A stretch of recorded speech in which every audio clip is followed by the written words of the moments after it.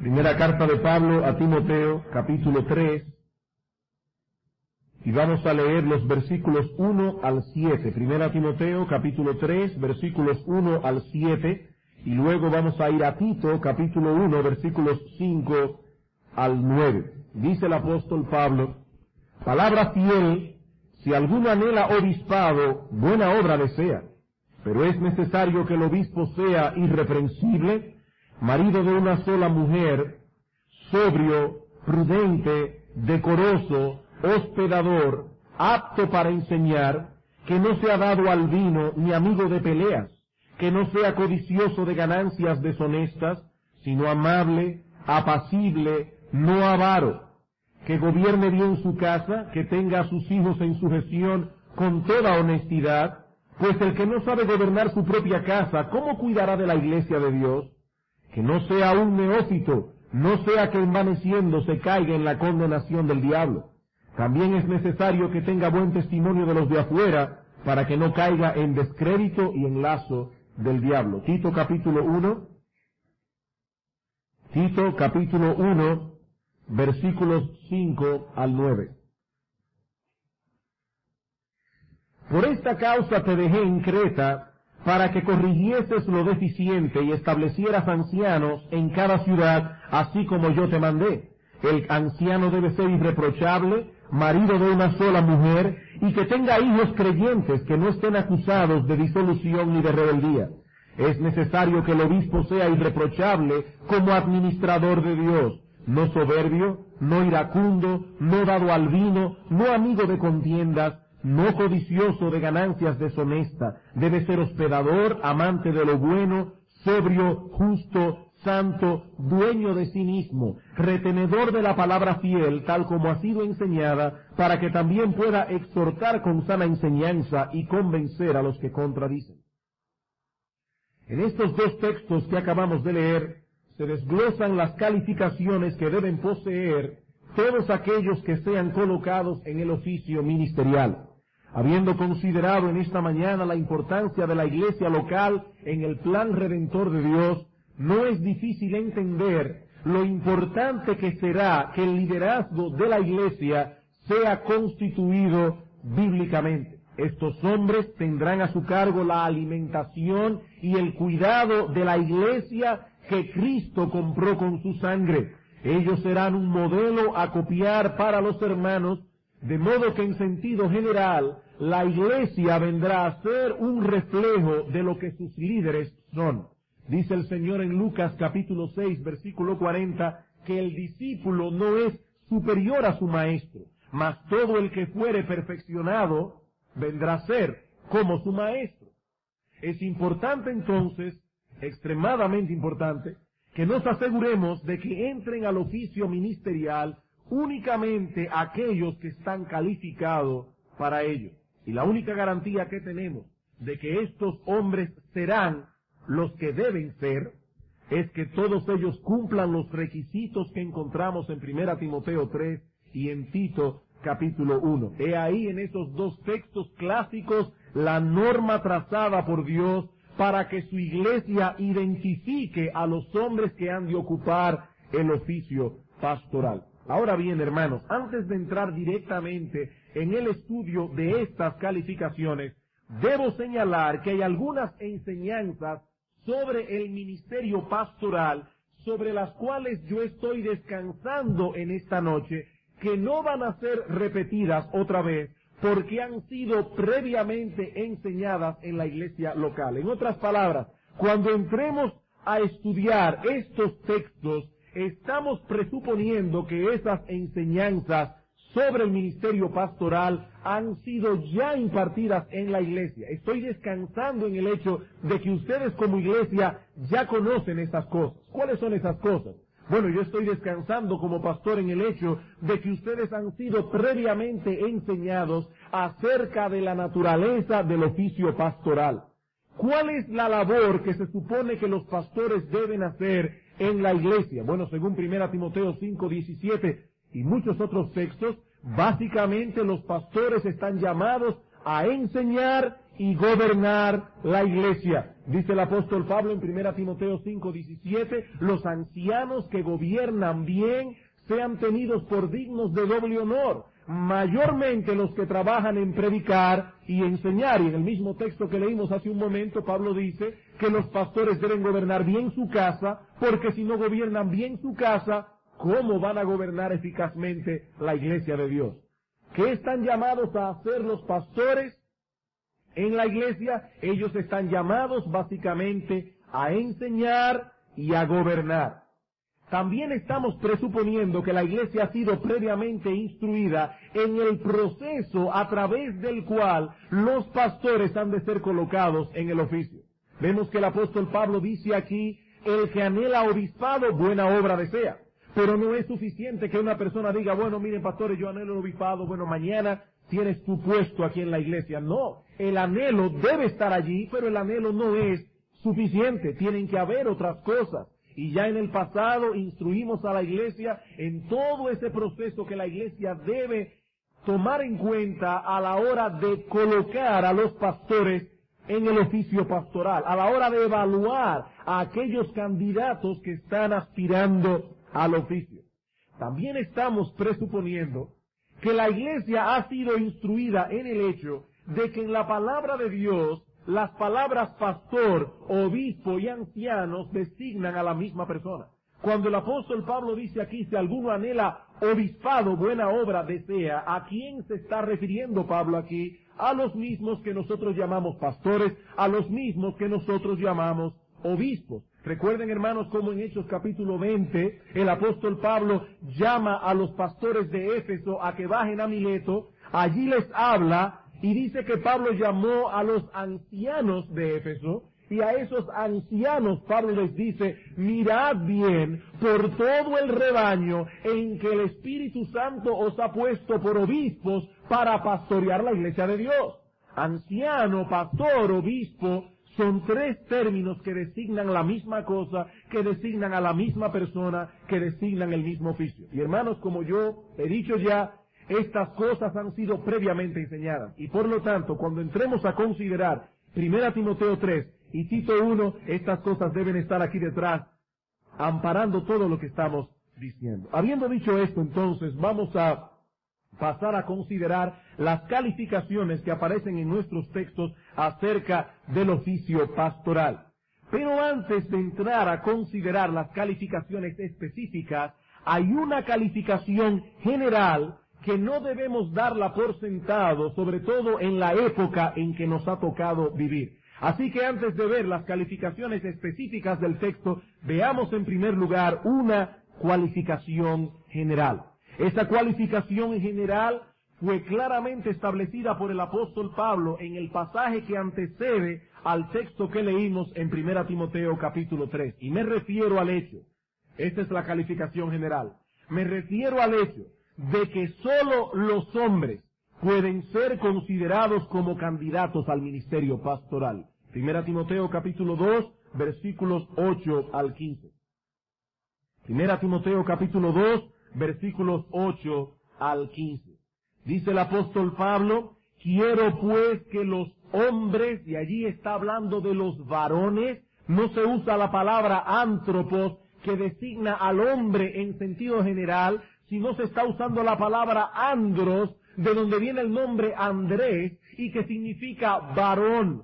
Quiero pues que los varones oren en el culto público, en todo lugar, levantando manos santas sin ira ni contienda. Asimismo que las mujeres se atavíen de ropa decorosa, con pudor y modestia, no con peinados tentosos, ni oro, ni perlas, ni vestidos costosos, sino con buenas obras, como corresponde a mujeres que practican la piedad. La mujer aprenda en silencio, con toda sujeción, porque no permito a la mujer enseñar ni ejercer dominio sobre el hombre sino estar en silencio. Pues Adán fue formado primero, después Eva, y Adán no fue engañado, sino que la mujer siendo engañada incurrió en transgresión. Pero se salvará engendrando hijos si permanece en fe, amor y santificación con modestia.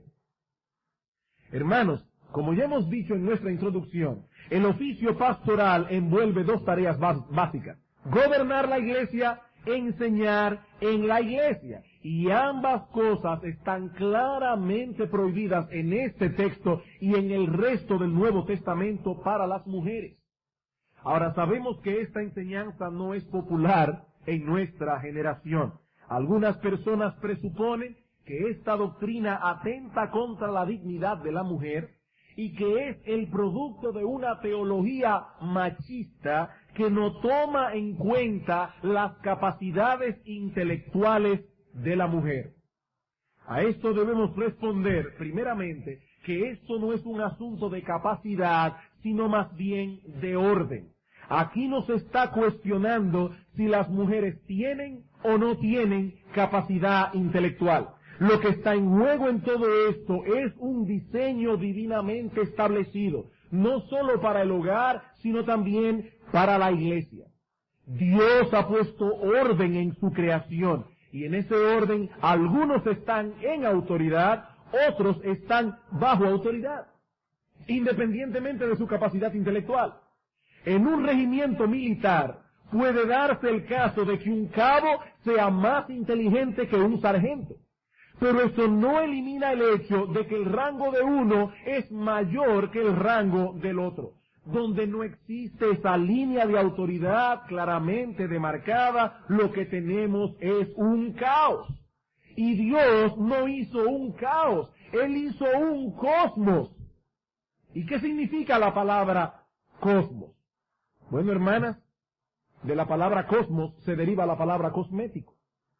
Cuando usted usa los cosméticos, usted se está arreglando. Dios no hizo un caos, que es exactamente lo contrario a la palabra cosmos. Dios hizo una creación ordenada, donde las líneas de autoridad están claramente establecidas, definidas y demarcadas. En ese orden divinamente establecido, la mujer ha sido colocada en un lugar de subordinación en relación al hombre. En el hogar el marido es cabeza de la mujer, así como Cristo es cabeza de la iglesia. Y en la iglesia el apóstol nos dice en palabras directas y claras que a la mujer no le está permitido asumir un rol, un papel de liderazgo. Algunas personas pretenden evadir el obvio significado de estas palabras de Pablo en el texto, diciendo que el apóstol está hablando aquí como un hombre de su época. Que el apóstol Pablo, si hubiese vivido en este siglo, seguramente hubiese escrito otra cosa. Hermanos, este argumento será rechazado de plano por cualquier persona que crea en la inspiración plenaria y verbal de la palabra de Dios. Los autores de la Biblia no introdujeron en ella sus prejuicios personales, ya que estos fueron guiados por el Espíritu Santo a plasmar en este libro la mente de Dios, no sus propios criterios. Otros nos dicen que en 1 Timoteo el apóstol Pablo está tratando con un asunto cultural, con algo que estaba ocurriendo en la iglesia específica de Éfeso y en el contexto cultural específico en que esta iglesia se encontraba. Pero que de ninguna manera Pablo pretendía imponer tal cosa en la iglesia de Cristo a través de las edades. Este argumento tiene dos grandes debilidades. En primer lugar, es contrario a la línea de pensamiento de Pablo en nuestro texto. Las razones que Pablo da en 1 Timoteo 2 para decir que las mujeres no deben enseñar en la iglesia, no deben gobernar la iglesia, no son culturales, son razones teológicas. Esta enseñanza se encuentra enraizada en dos eventos inamovibles que han afectado a toda la raza humana, la creación y la caída. ¿Qué dice Pablo? A la mujer no le está permitido enseñar. ¿Por qué? Pues Adán fue formado primero, después Eva. Pablo dice en la caída, Dios creó al hombre y a la mujer en un orden específico. Y Dios quería enseñar algo a través de ese orden. Adán fue formado primero, después Eva. Y Adán no fue el que fue engañado primero, sino que la mujer, siendo completamente engañada, dice el texto, incurrió en transgresión. ¿Qué pasó cuando la mujer asumió un papel en el huerto del Edén que no le correspondía? Que sumió a la raza humana en pecado. El apóstol Pablo está diciendo, ese es el orden bíblico, es el orden establecido por Dios en la creación, y la misma caída nos enseña que ese orden no debe ser violado. Así que, hermanos, estas razones no son culturales, estas razones son teológicas. Estos dos eventos, la creación y la caída, marcan la vida de todos los hombres y todas las mujeres en toda época y en todo lugar. Por otra parte, el mismo apóstol Pablo estableció en otro pasaje de las Escrituras que este patrón de autoridad es el que se imponía en todas las iglesias de Cristo, independientemente del lugar en que se encontraran. Primera a los Corintios, capítulo 14. Primera carta de Pablo a los Corintios, capítulo 14.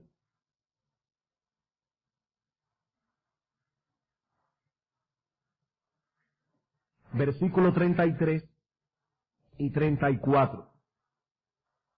Dice el apóstol Pablo en el versículo 33, Dios no es Dios de confusión, sino de paz. Y ahora dice, como en todas las iglesias de los santos, vuestras mujeres callen en las congregaciones, porque no les es permitido hablar, sino que deben estar sujetas como también la ley lo dice. Dado que las razones de Pablo son teológicas y no culturales, el orden establecido en estos textos es de carácter universal. Pablo dice, así se hace en todas las iglesias de los santos. A la mujer no le está permitido asumir un papel de autoridad en la iglesia. Otro pasaje importante en esta discusión es 1 Corintios capítulo 11, versículos 3 al 16. 1 Corintios capítulo 11, unas páginas más atrás, versículos 3 al 16. Este pasaje es importante porque algunos ven aquí un apoyo bíblico para sustentar el hecho de que las mujeres al menos pueden predicar públicamente en la iglesia. Tal vez no ser pastoras, pero sí pueden predicar y orar públicamente si los pastores se lo permiten. Pero como veremos en un momento, este texto enseña más bien todo lo contrario a lo que ellos presuponen. 1 Corintios capítulo 11, versículo 3. Pero quiero que sepáis que Cristo es la cabeza de todo varón, y el varón es la cabeza de la mujer, y Dios es la cabeza de Cristo. Todo varón que ora o profetiza con la cabeza descubierta deshonra su cabeza, pero toda mujer que ora o profetiza con la cabeza descubierta deshonra su cabeza, porque es lo mismo que si se hubiera rapado. Si la mujer no se cubre, que se corte también el cabello. Y si le es vergonzoso a la mujer cortarse el cabello o raparse, que se cubra. El varón no debe cubrirse la cabeza, pues él es la imagen y gloria de Dios, pero la mujer es gloria del varón, pues el varón no procede de la mujer, sino la mujer del varón. Y tampoco el varón fue creado por causa de la mujer, sino la mujer por causa del varón. Por lo cual, la mujer debe tener señal de autoridad sobre su cabeza por causa de los ángeles. Pero en el Señor, ni el varón es sin la mujer, ni la mujer sin el varón. Porque así como la mujer procede del varón, también el varón nace de la mujer, pero todo procede de Dios. Juzgad vosotros mismos. ¿Es propio que la mujer ore a Dios sin cubrirse la cabeza? La naturaleza misma no se enseña que al varón le es deshonroso dejarse crecer el cabello. Por el contrario, a la mujer dejarse crecer el cabello le es honroso, porque en lugar de velo le es dado el cabello. Con todo, si alguno quiere discutir, sepa que ni nosotros ni las iglesias de Dios tenemos tal costumbre. Lo primero que hace el apóstol aquí es establecer un principio general de autoridad. Cristo es la cabeza de todo varón. El varón es la cabeza de la mujer y Dios el Padre es la cabeza de Dios el Hijo. El Padre es la cabeza de Cristo. Noten una vez más que el asunto que Pablo está tratando en el texto no es cultural, es teológico. Este principio general establecido por Dios es un principio teológico. No importa en qué cultura nos encontremos, el varón es cabeza de la mujer, así como Cristo es la cabeza del varón y Dios el Padre es la cabeza de Cristo. Esto no es cultural. Siendo que el hombre está en una posición de autoridad sobre la mujer, es impropio entonces que el hombre ore o profetice con la cabeza cubierta. Versículo 4. Todo varón que ora o profetiza con la cabeza cubierta, deshonra su cabeza. Si él es la cabeza, hablando espiritualmente, si él es el líder en la casa, si él es la cabeza del hogar, es impropio entonces que se cubra la cabeza literalmente. Aquel que es la cabeza no debe esconder su cabeza. Esa es la idea. Aquel que es la cabeza no debe esconder la cabeza. Cuando el hombre ora o profetiza en la iglesia, él está asumiendo el lugar que Dios le ha dado como cabeza. Y por lo tanto sería una contradicción que al hacer estas dos cosas, orar públicamente, predicar la palabra, él se cubra la cabeza. Eso no es propio. Pero en el caso de la mujer es distinto. Versículo 5. Toda mujer que ora o profetiza con la cabeza descubierta, deshonra su cabeza, porque es lo mismo que si se hubiera rapado. Pablo está diciendo aquí, no que la mujer puede orar o profetizar, está diciendo exactamente todo lo contrario. No podría la mujer orar o predicar públicamente, porque al hacerlo estaría asumiendo una posición de cabeza en la iglesia. Y si ella está asumiendo una posición de cabeza, entonces debería quitarse el velo natural que Dios le ha dado para mostrar su sumisión. Debería raparse. Eso es lo que Pablo está diciendo. Él no está diciendo, bueno, que las mujeres oren siempre que tengan una mantilla en la cabeza. Él está diciendo, no, tú no puedes hacer eso. Porque si vas a orar y vas a profetizar, si vas a asumir esa posición de cabeza, debes entonces mostrar tu cabeza. Rápatela. Y entonces más adelante Pablo dice, ella no podría hacer eso, porque eso le sería a la mujer una deshonra. Una deshonra. Es impropio para una mujer tener la cabeza descubierta. Por ello, Pablo dirá más adelante, Dios le ha puesto a la mujer un velo natural, que es el cabello. Y ese velo natural te dice, hermana, cuál es la posición que tú debes ocupar. Pero volviendo al versículo 5. Repito, ¿está Pablo presuponiendo que algunas mujeres pueden orar en público o profetizar o predicar en la iglesia? No, eso estaría en contra de la clara enseñanza de 1 Timoteo 2, 8 al 15. Eso estaría en contra de la enseñanza del mismo Pablo en la misma epístola a los Corintios, una página más adelante, cuando dice que la mujer calla en la congregación. ¿Se está Pablo contradiciendo a sí mismo? Por supuesto que no. Podemos parafrasear el versículo 5 de esta manera. Cuando la mujer ora o profetiza, teniendo que descubrir su cabeza como lo requiere esa posición de autoridad que ella está asumiendo, al orar y profetizar, ella está afrentando su cabeza. Ella está afrentando su cabeza. El orar o predicar en público en la iglesia es asumir un rol de autoridad. Nadie debe hacer eso con la cabeza cubierta porque sería una contradicción. Por tanto, dice Pablo, la mujer no debe orar, la mujer no debe profetizar en público, porque para hacerlo tendría que descubrir su cabeza en señal de autoridad. Pero para una mujer eso equivale a raparse, lo cual sería una deshonra para ella. Hermanos, este texto no puede ser usado para ordenar a las mujeres a usar una mantilla en el culto de adoración. No, Pablo dice claramente que Dios le ha dado a la mujer una mantilla natural, el cabello. Esa es la mantilla de la mujer. La línea de pensamiento de Pablo en 1 Corintios 11 es otra muy distinta. Pablo está desglosando aquí la línea de autoridad que Dios ha trazado en el mundo que Él creó. El hombre es cabeza de la mujer y por eso debe llevar el pelo corto, para que aún en eso manifieste la posición de autoridad en que Dios lo ha colocado. Él debe enseñar su cabeza porque Él es la cabeza. Esa es la idea.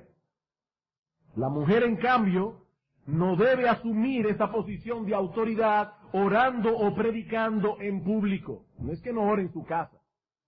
Estamos hablando del culto público, hermanos. No llevemos esto más lejos de lo que Dios lo lleva. Estamos hablando del culto público. La mujer no debe asumir esa posición de autoridad en el culto público, porque para hacerlo tendría que descubrir su cabeza, tendría que raparse.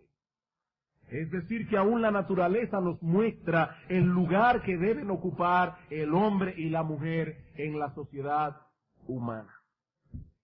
Así que, queridas hermanas, el asunto aquí no es que la mujer sea inferior al hombre, sino que está en una posición de subordinación. El colocar a una mujer como pastora o predicadora es una violación de este diseño divino. Hermanos, no podemos permitir que nuestra cultura sea la que determine nuestra teología. Creemos en un Dios que no solo creó el universo, sino también en un Dios que tiene derecho a gobernarlo conforme a sus designios. Y más aún creemos que sus designios son superiores, infinitamente superiores a los nuestros. ¿Quiere esto decir que las mujeres son ciudadanos de segunda clase en el reino de Dios? Yo he oído eso. Entonces la mujer es un ciudadano de segunda clase en el reino de Dios. Si tú piensas así, yo quisiera hacerte una pregunta esta noche. ¿Acaso son todos los hombres pastores en la iglesia? No, por supuesto que no. ¿Y acaso podríamos decir que esos hombres, por no ser pastores, son ciudadanos de segunda clase en el reino de Dios? ¿Algún hombre aquí se siente ciudadano de segunda clase por el hecho de no ser pastor?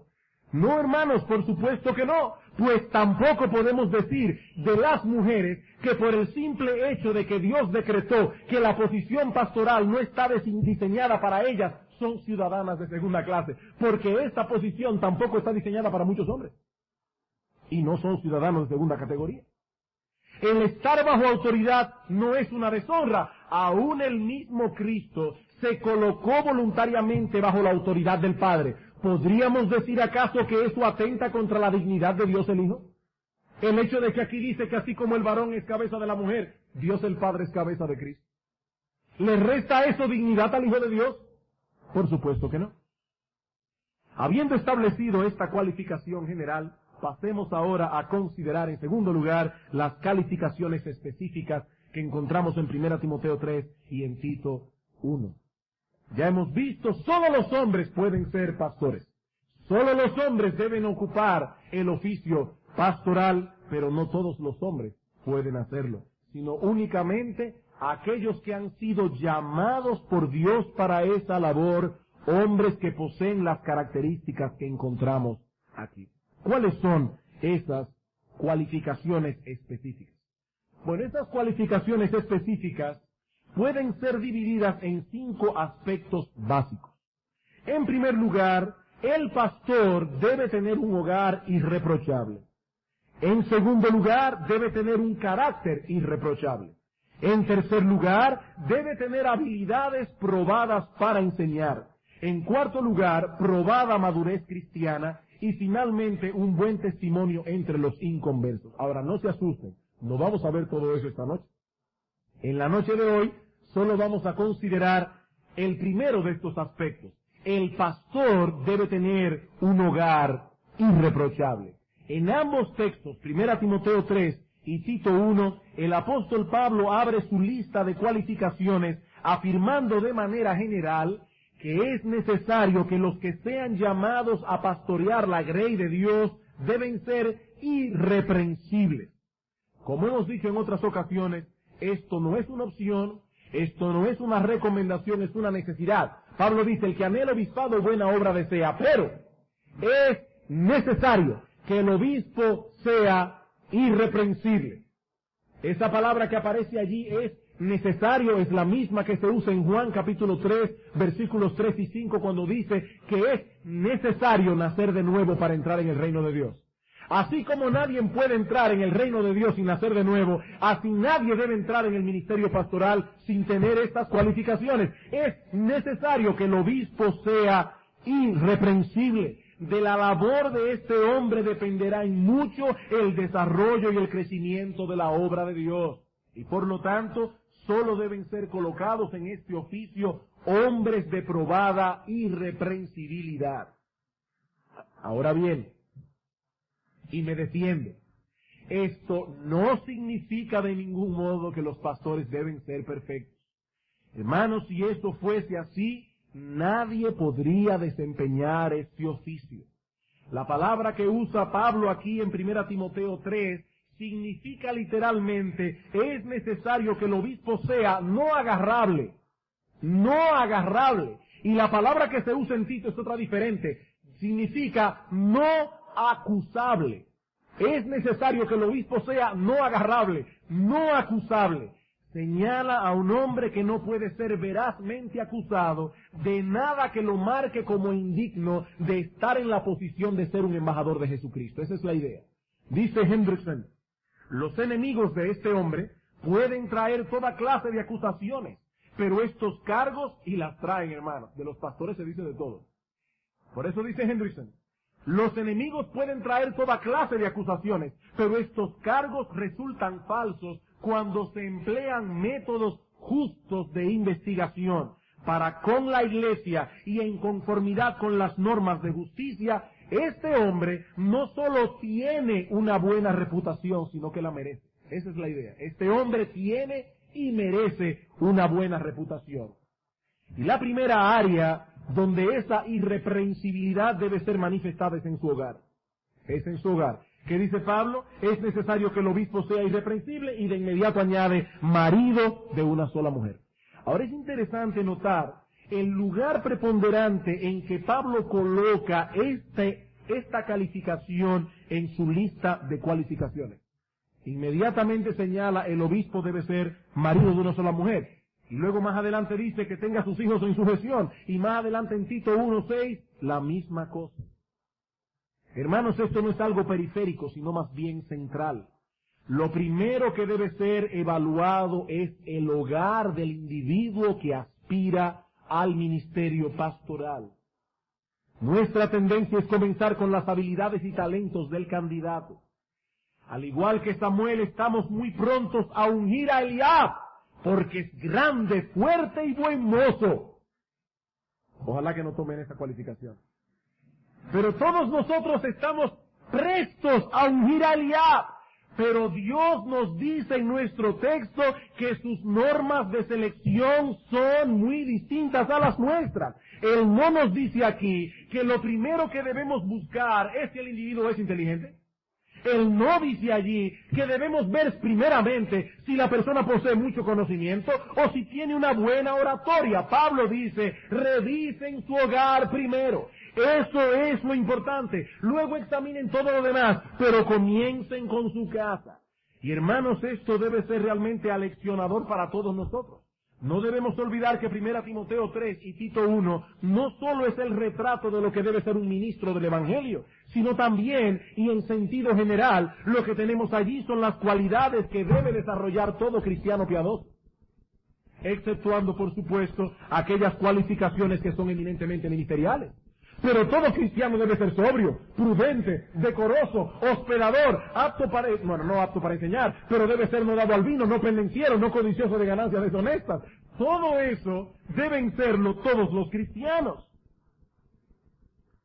Eso nos enseña entonces un principio que en cierto modo puede ser aplicado a todo cristiano, sea hombre o mujer, sea niño, sea joven o sea adulto. ¿Cuál es el principio?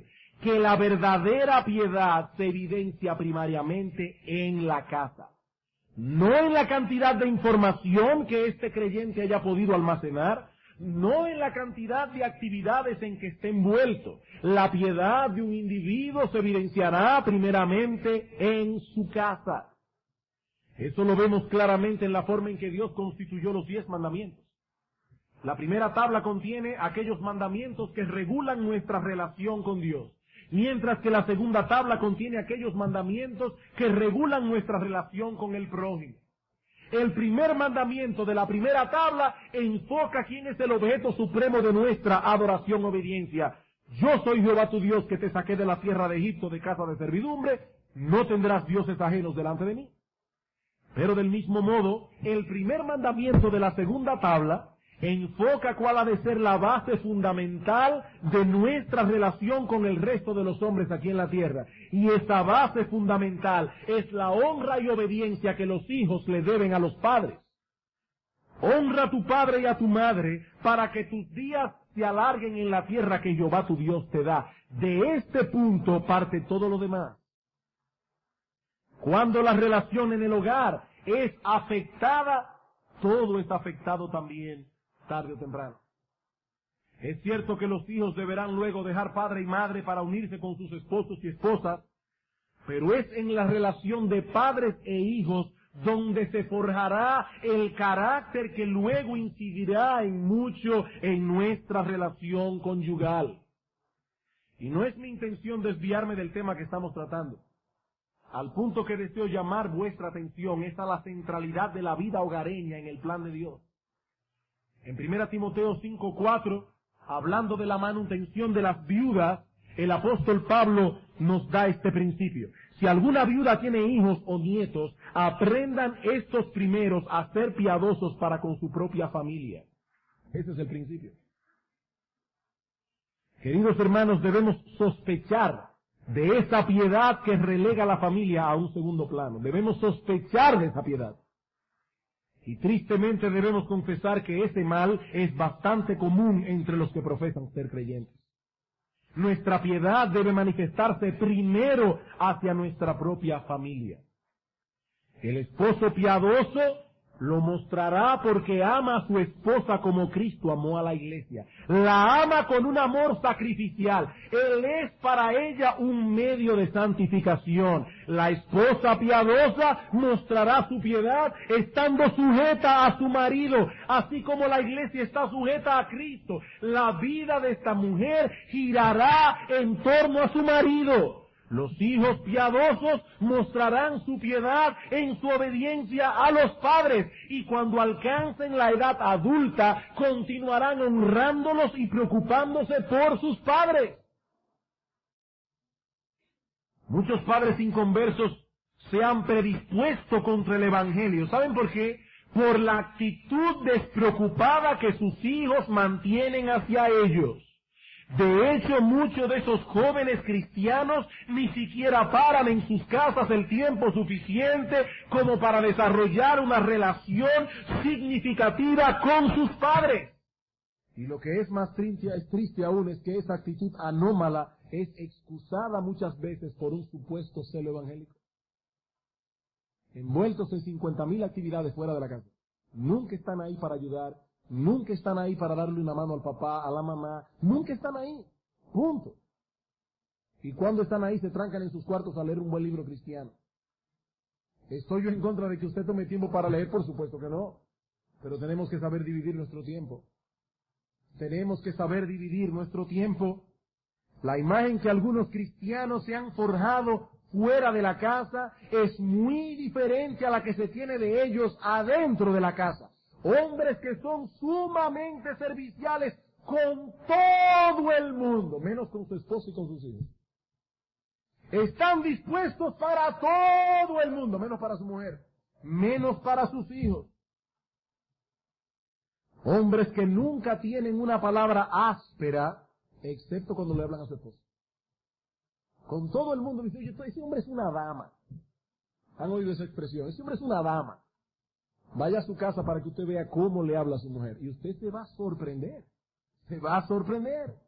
Hermanos, debemos insistir en que ese tipo de piedad es altamente sospechosa. Al evaluar la piedad de un hombre, de una mujer, de un joven, de un niño, lo primero que debemos evaluar es su casa. ¿Cómo se relaciona ese creyente con los miembros de su familia? Y eso es lo primero que debe ser evaluado también en aquellos que aspiran al ministerio. ¿Y qué es lo que debemos buscar? Hablando en términos más específicos, dos cosas. Primero, que sean maridos de una sola mujer. Que sean maridos de una sola mujer. ¿Cómo se va a ver la irreprensibilidad de un hombre en el área de su casa? De dos maneras. Primero, debe ser marido de una sola mujer. Ahora, antes de pasar a considerar lo que este texto dice, es importante señalar lo que no dice. Por ejemplo, allí no dice, es necesario que el obispo sea célibe. No, dice que sea marido de una sola mujer. Pablo habla aquí de los pastores como hombres que poseen hogares irreprochables y que han mostrado en su contexto hogareño que tienen capacidad para gobernar sus casas con sabiduría. El apóstol Pablo no presuponía que los pastores no estaban casados, sino más bien que estaban casados y que tenían hijos y que los gobernaban bien. Más adelante Pablo se referirá a aquellos que prohíben el matrimonio supuestamente para alcanzar una norma más alta de santidad, y Pablo advierte que eso es una doctrina demoníaca. 1 Timoteo capítulo 4 versículo 1 al 3. Pero el Espíritu dice claramente que en los últimos tiempos algunos apostatarán de la fe, escuchando a espíritus engañadores y a doctrina de demonios, de hipócritas y mentirosos, cuya conciencia está cauterizada. Estos prohibirán casarse y mandarán abstenerse de alimentos que Dios creó, para que con acción de gracias participaran de ellos los creyentes y los que han conocido la verdad. Eso es doctrina de demonios. La mayoría de los apóstoles estaban casados. En ese sentido, el apóstol Pablo era una excepción. En 1 Corintios capítulo 9, versículos 3 al 5, Pablo dice: ¿acaso solo somos Bernabé y yo que no tenemos derecho a tener una esposa por mujer? Igual que los demás apóstoles, ellos habían decidido quedarse célibes, por una decisión voluntaria. Pero dice Pablo, nosotros somos la excepción. Todos los otros apóstoles están casados, incluyendo el apóstol Pedro, el que supuestamente es el primer papa. Supuestamente. Pero por el otro lado, nosotros vemos en la Escritura que Pedro tenía suegra. Y miren, hermanos, nadie se anda buscando suegra gratuitamente. El que tenía suegra es porque tenía mujer, olvídese. Pero por el otro lado, también debemos notar que el texto no dice aquí, pero es necesario que el obispo sea casado. Me voy ahora al otro lugar. Allí no dice eso. El énfasis no está en el hecho de que este hombre esté casado obligatoriamente, no, sino más bien en el hecho de que sí lo está, que lo esté con una sola mujer. El hombre que escribió este pasaje era soltero. Así que el énfasis tampoco está en que el hombre tiene que ser casado, no. De igual modo, también debemos notar que el texto no dice, pero es necesario que el obispo sea marido de una mujer que sepa tocar el piano. No. Allí no dice que sea marido de una mujer que pueda enseñar en la escuela dominical, tampoco. O que esté siempre disponible para visitar a las hermanas, tampoco. Nada de eso se nos dice aquí. Es indudable que las esposas de los pastores deben ser mujeres piadosas y que estén dispuestas a sobrellevar las dificultades propias de estar casadas con un pastor. Y tiene sus dificultades particulares. Pero en ningún lugar de la Escritura se nos dice que las esposas de los pastores deben desarrollar en la iglesia algún tipo de ministerio especial solo por el hecho de ser esposa de pastores. Eso no aparece en la Escritura. No aparece en la Escritura. ¿Qué es entonces lo que Dios requiere de los pastores en cuanto a su vida conyugal? Bueno, el texto dice simple y llanamente que sean maridos de una sola mujer. En el tiempo que Pablo escribió estas palabras, la poligamia era un mal muy común y algunos hombres llegaban al evangelio en esa situación anómala. Hombres casados legalmente con más de una mujer. Hombres casados legalmente con más de una mujer. Tales hombres, dice Pablo, no debían ser considerados para el ministerio. Ahora, debo recalcar que no estamos hablando de un hombre que al momento de la conversión tenía su esposa y una amante. No, porque en ese caso la acción que se debe hacer es obvia: abandonar a la amante y seguir con su mujer y vivir en estricta fidelidad a su esposa. No, el problema que se suscitaba en el tiempo de Pablo era distinto. Estos hombres que venían del paganismo estaban legalmente casados con más de una esposa. Ahora, nuestras leyes civiles no permiten esto, aquellas sí lo permitían, pero ya que ese no es el diseño de Dios para ninguna cultura, para el matrimonio, estos hombres, dice Pablo, aún dentro de su cultura, no debían ser considerados siquiera como candidatos al ministerio. Ahora, en un sentido más amplio, lo que este texto nos enseña es que el pastor debe ser un hombre reconocido por su fidelidad a su única esposa. Este hombre no tiene ojos para ninguna otra mujer. Es evidente que este hombre vive para ella. No debe haber dudas con respecto a su integridad conyugal. Para todos ha de ser evidente que este individuo es un hombre fiel. Eso es lo que Pablo está diciendo, cuando dice que el pastor debe ser marido de una sola mujer. Aclaro, lo que ese hombre fue antes de conocer a Cristo, esto fue lavado por la sangre del Señor. Aquí no estamos hablando de eso. Pero sí estamos hablando de que este hombre es reconocido en su vida cristiana como un hombre fiel a su esposa. Por otra parte, no solo se requiere del pastor en cuanto al hogar que sea marido de una sola mujer, sino también que gobierne bien su casa. Versículos 4 al 5. Que gobierne bien su casa, que tenga a sus hijos en su gestión con toda honestidad, pues el que no sabe gobernar su propia casa, ¿cómo cuidará de la iglesia de Dios? Este hombre tendrá a su cargo el gobierno de la iglesia. ¿Cómo podemos estar seguros de que posee capacidad para ello? Observando la manera en que él gobierna su casa, sobre todo a sus hijos. Y digo sobre todo a sus hijos porque los muchachos son menos hipócritas que nosotros los adultos. Ellos evidencian más rápidamente y más claramente lo que se está haciendo con ellos.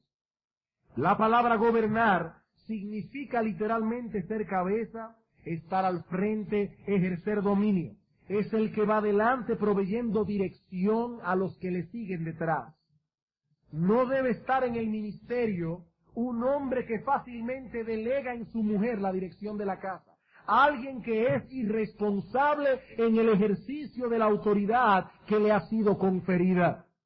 El hombre que sea colocado en el ministerio debe velar por su propia casa, estar al tanto de las necesidades de su familia, esforzarse por cubrirlas en la medida de sus posibilidades. Este hombre provee a su esposa no solo de sus necesidades materiales, sino también de un liderazgo firme y sensible. Y como padre tiene a sus hijos en su gestión. Cuando este hombre habla, sus hijos toman su palabra bien en serio. Él sabe mantener un balance apropiado entre la compasión y la ternura por un lado, con la firmeza de carácter por el otro. Y el resultado de este gobierno será evidente en sus hijos. Tito capítulo 1, versículo 6.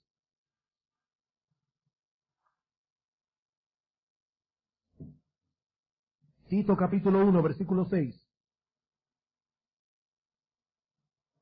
El anciano debe ser irreprensible, marido de una sola mujer, y que tenga hijos creyentes, que no estén acusados de disolución ni de rebeldía. Una vez más, hermanos, debemos hacer hincapié en lo que este texto no enseña. A pesar de que la palabra griega que Pablo usa aquí puede ser traducida como creyentes, ese no es el uso común que se le da a esta palabra en el Nuevo Testamento. Hermanos, sería muy difícil, si no imposible, establecer hasta qué edad pueden nuestros hijos llegar sin ser cristianos.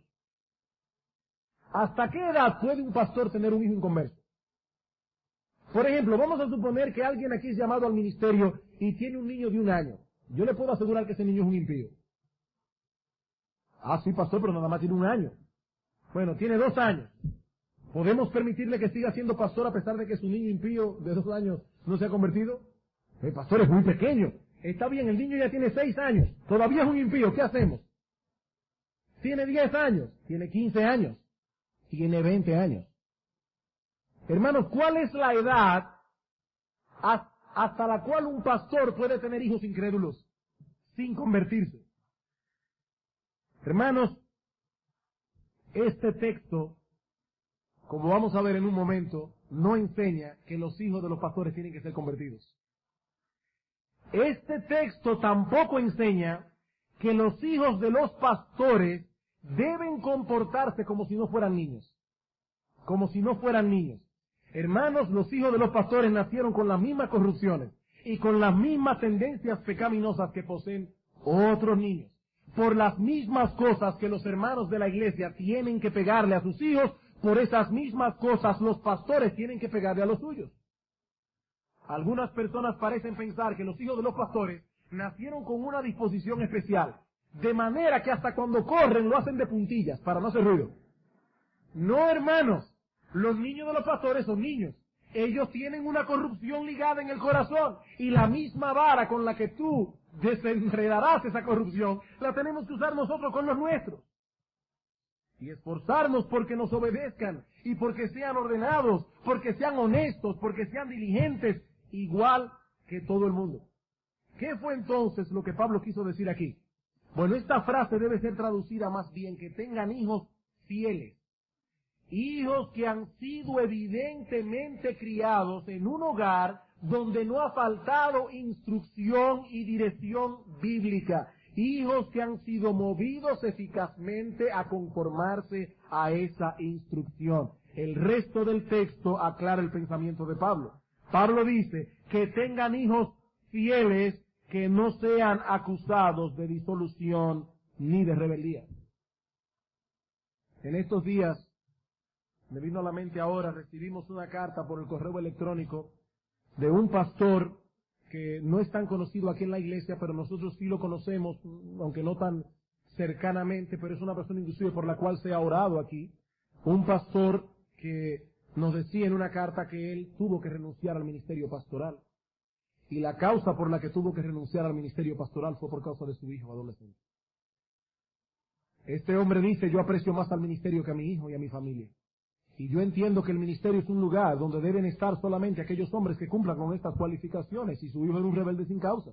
Y ya llegó un momento que él dijo, yo no pude más.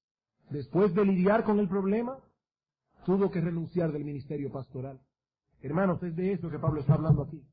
Ningún padre, por más pastor que sea, puede hacer que sus hijos sean creyentes. Eso es una obra que solo Dios puede hacer. Pero todo padre tiene la obligación de mantener a sus hijos en control dentro de los límites establecidos por Dios en su palabra. Quien no ha sido capaz de hacer eso en su casa, mucho menos será capaz de hacerlo en la iglesia. Mucho menos será capaz de hacerlo en la iglesia. ¿Qué cosa tiene que hacer un padre en casa? Debe proveer sustento, instrucción y disciplina, y todo eso en el marco del amor, la compasión y la ternura. Y lo mismo deben hacer los pastores en la iglesia. Esa es la importancia de esta cualificación. El que no sabe gobernar su propia casa, dice Pablo, ¿cómo cuidará de la iglesia de Dios? Bien, hermanos, ¿cuáles son entonces las cualificaciones que deben poseer aquellos que sean llamados al ejercicio de la labor pastoral? En primer lugar, y en sentido general, deben ser hombres. Deben ser hombres. Este es el punto de partida que debemos asumir si tomamos la Escritura como nuestra única y todo suficiente regla de fe y práctica. Pero como hemos dicho, eso no significa que cualquier hombre puede desempeñar esta labor. Deben ser hombres que, habiendo sido llamados por Dios al ministerio, reúnan las cualificaciones específicas que aparecen en 1 Timoteo 3 y Tito 1. Y la primera de estas cualificaciones es que posea un hogar irreprochable. Hermanos, no importa cuántas evidencias pueda poseer un hombre que nos puedan llevar a pensar en su idoneidad para el ministerio. La Escritura nos enseña que la verdadera piedad se manifestará visiblemente y en primer lugar en el contexto de nuestras relaciones familiares. En el contexto de nuestras relaciones familiares. Hijos que saben lo que significa honrar a sus padres, padres que están envueltos de corazón en la crianza de sus hijos, esposos que aman a sus esposas como Cristo amó a la iglesia, esposas que se están desarrollando cada vez más, y primeramente hacia sus esposos, ese espíritu afable y apacible que es de grande estima delante de Dios. Donde estas cosas no están presentes, tenemos serias razones para dudar de la piedad de una persona. No importa qué tanto conozca de las Escrituras, no importa en cuántas actividades pueda estar envuelta tal persona. El domingo próximo continuaremos enfocando otras cualificaciones específicas, pero esta ha de ser nuestro punto de partida. Como veremos luego, aún las demás cualificaciones se evidenciarán mayormente, no únicamente, pero sí mayormente en el contexto del hogar. Sobrio, prudente, decoroso, etcétera. Todo eso debe manifestarse mayormente en la casa. Hermanos, que Dios nos ayude a tomar esto con la misma seriedad que Dios lo toma, no solo en la evaluación de los candidatos al ministerio, sino en la evaluación de nuestra propia vida, que cada cual se evalúe a sí mismo conforme a este principio general.